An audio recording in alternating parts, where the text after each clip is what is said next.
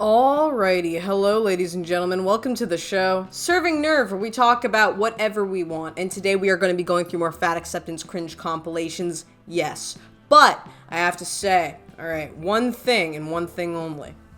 Thank you for the fan art. Yes, somebody made a little fan art picture of me, a short stack on YouTube, very tiny channel. So thank you, I really like the fan art. I got it on my birthday, or I saw it on my birthday, and it's really cool, and I'm gonna take a picture of it, print it out, and frame it on my fan art board that I'm now building, because I didn't think I'd be getting fan art, but it's really cool, and I really like it, so big shout out. And yeah, that's what I wanted to just say before I start this. I really appreciate it because, I can always appreciate a cute little artsy pop. So thank you so much, and I just wanted to kind of mention that. But outside of that, alright, we're gonna be getting into this, seeing where this cookie crumbles and takes us, and hopefully it's away from here.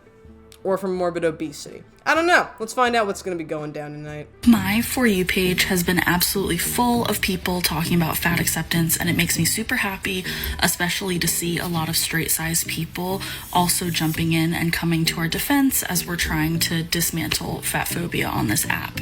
I just wanted to add a little note because I'm seeing a lot of straight-sized people revolve their argument. I'm going to point this out. I'm sorry. The fact that they're saying straight-sized for literally just normally weighted people of a normal body weight, it kind of shows where this is going. Pick a different term. Straight size just sounds ridiculous. Alright, I might be bored, I might be a blockhead, I might have wood, but I'm not straight size, dude. I'm a little bit bent. Come on now. Around this idea of health. And they're saying body size and weight don't give you the full picture of someone's health because there can be unhealthy thin people and healthy fat people. And that's true. But this emphasis on the idea that there are healthy fat people and that's why we need to dismantle fat phobia is bad. And not even diving into the fact that healthy versus unhealthy are very loaded, complicated terms. Some fat people are unhealthy, and that's okay.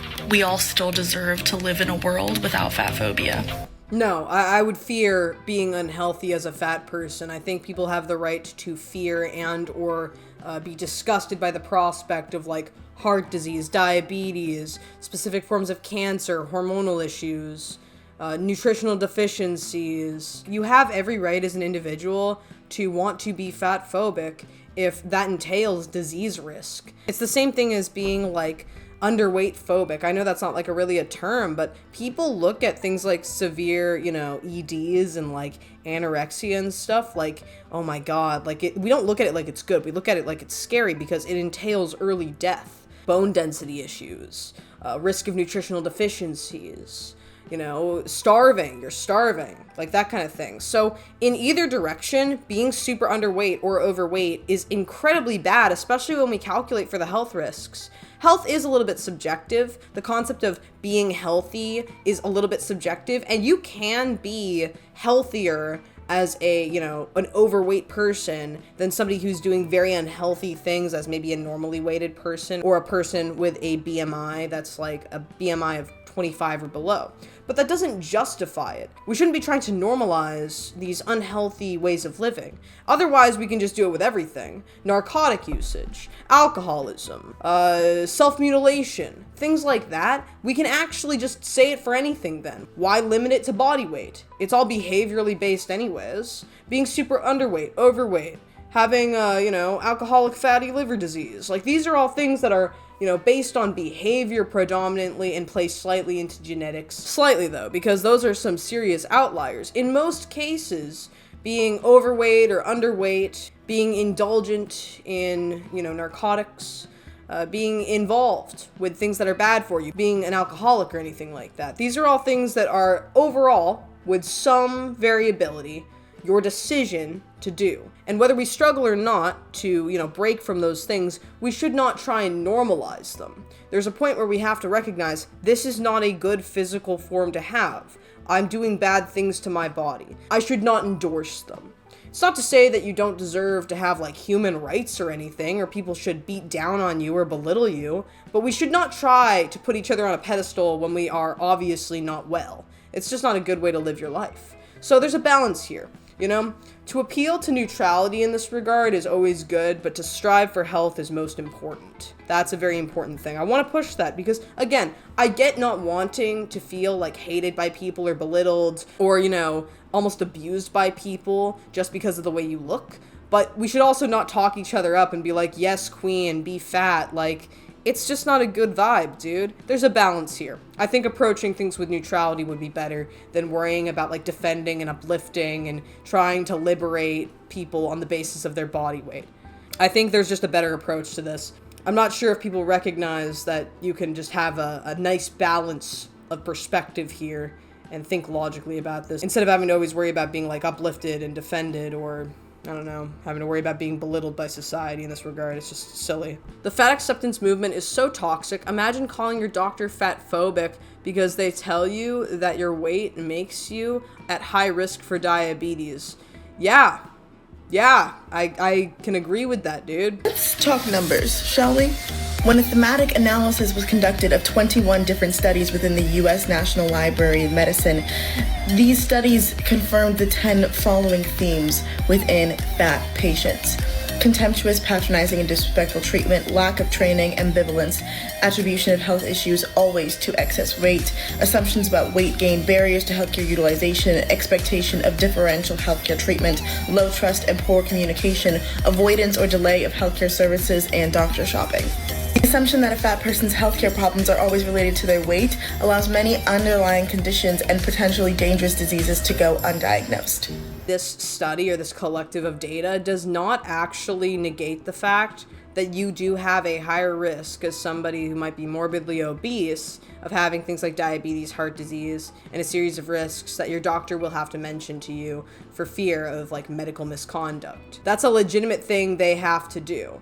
None of these other things, although important and worthy of considering, wish I could read what this person is talking about, but none of these things should be just thrown by the wayside and belittled, but also none of these things take away from the overall fact that you are at a higher disease risk when you are severely overweight. So I don't really get what their point is. Like, yeah, the fat acceptance community is pretty toxic when it comes particularly to the whole haze concept. So I don't know if that's what this person's going on about, but I feel like they're kind of missing the point here. And I'm not here to like talk up doctors. Doctors are pretty crap in my opinion, but I feel like we're kind of thinking about two different things here. A perfect example of this is Jen Curran, who was experiencing severe symptoms but was told by her doctor simply to lose weight. She was refused other treatment. Jen Curran ended up having bone marrow cancer.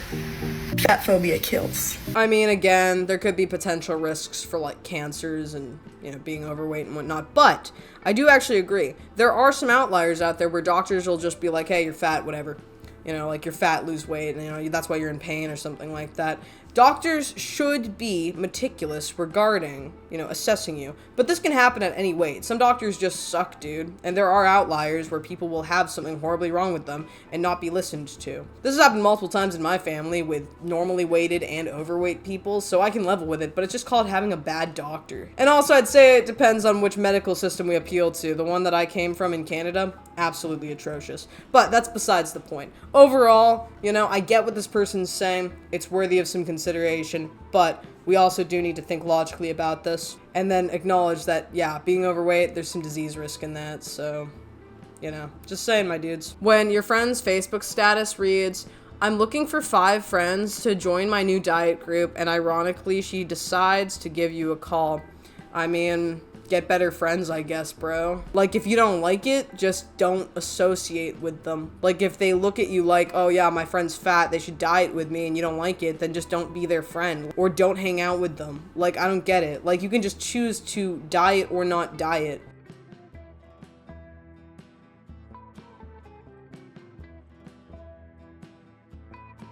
These comments really make me laugh. You shouldn't be riding that horse, poor back, says the comment. Here I am making plans for hits, WEC, Equine Affair, trailering down to ride with Philip and Will. And these haters have probably never even ridden outside of whatever backwoods hillbilly town they ride in, if they've ever even ridden a horse at all. So you guys just keep hating. I'm gonna keep being 100% fabulous and kicking your asses in everything I do.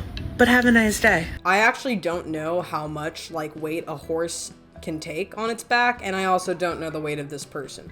I feel like if it's like an overweight woman, it's probably the equivalence of like a very tall man, like a couple 100-pound man or something, on the back of, you know, a horse. I don't know. I think it would depend on the horse, a bunch of variables, and I'm not one to actually be able to make this judgment because there's no context. If you're super morbidly obese, though, you probably can't go on a horse. But I don't think this person's, like, insanely, like, overweight. I don't know. I actually don't know. I have no idea, my dudes. But have a nice day. If you're a weirdo and dip your fries in ranch, you're gonna be shook. You're not gonna believe what I found, and you got me messed up if you actually think I'm gonna use this for chocolate. Cause no, I literally had to put so much ranch, but also why is it so satisfying going up the tube? It started working, and now I can die happy knowing that this exists. Tag a I feel like this would be kind of like room temp to warm. I think ranch is probably better cold, right? I don't know. I've never eaten ranch before. I won't lie, my people.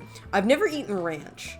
I love ketchup, but I like cold ketchup. I like my ketchup cold. I like my sauces. If I'm dipping fries in a sauce, I like the sauce cold. I don't like room temp sauce, all right?